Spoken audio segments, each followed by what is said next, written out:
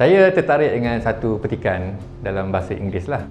Bad politicians are sent to Washington by good people who don't vote. Menarik sebab sebenarnya kita ingat bad people lah yang vote bad politician ni, tapi sebenarnya bad politician itu dipilih oleh orang baik yang tidak mengundi. Macam mana tu? Ini sebenarnya hukum ataupun hakikat sebuah majoriti lah. Hakikatnya lah apabila kita mengundi, maknanya selesailah. Dia dipilih ataupun dia kalah itu bergantung pada keputusan. Tapi kalau kita ambil sikap tidak mengundi, ia juga boleh memberikan satu jalan mudah kepada satu pihak untuk menang. Jadi inilah dimasukkan oleh petikan tadi bahawa bad politicians ini kadang-kadangnya dihantar, maknanya dia menang sebab orang baik tak keluar mengundi. Jadi kebelakangan ini kita dapat lihatlah trend sekarang ni ialah ramai yang frust, ramai yang marah dengan politik, yang nak undi rosak, yang tak nak keluar mengundi sebab bagi dia dah bosan dengan perangai ahli politik, maka ambil sikap tak nak keluar mengundi, tak nak balik mengundi, ataupun kalau mengundi pun buat undi rosak. Undi rosak tu undi banyak lah,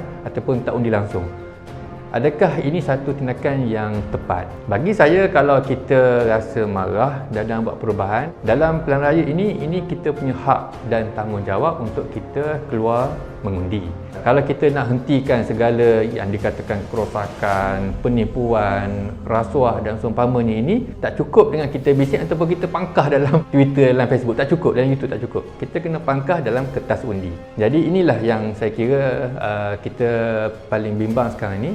Apabila anak-anak muda khususnya mengambil sikap tak peduli dengan politik ni kerana bosan, tapi akibatnya ialah kita akan menanggung 5 tahun lagi kesilapan kita pada satu hari mengundi itu, tak nak keluar mengundi, kita akan menanggung 5 tahun tu kita akan mengulang benda sama. Kita komen orang sama, kita marah orang sama, kita menolak orang sama sebab kita tak keluar mengundi. Dalam sistem demokrasi kita ni, dulu kira 2 penjuru lah. Kalau 2 penjuru ni, siapa dapat 51%, maknanya dapat lebih 1% ataupun dapat lebih 1 undi, dia dikira menang. Sekarang ni nampaknya makin meriah lah. Di Johor sampai 6-7 penjuru, di Melaka 3-4 penjuru. Jadi kalau 3 penjuru ataupun 4 penjuru lebih ini, nak garis kemenangannya bukan lagi 50%. Garis kemenangannya ialah 40 ke atas. Maknanya siapa yang dapat first past the post, siapa yang dapat cross 40% ke atas, maka dia boleh menang. Jadi sekarang ni ialah apabila ramai yang tak keluar mengundi.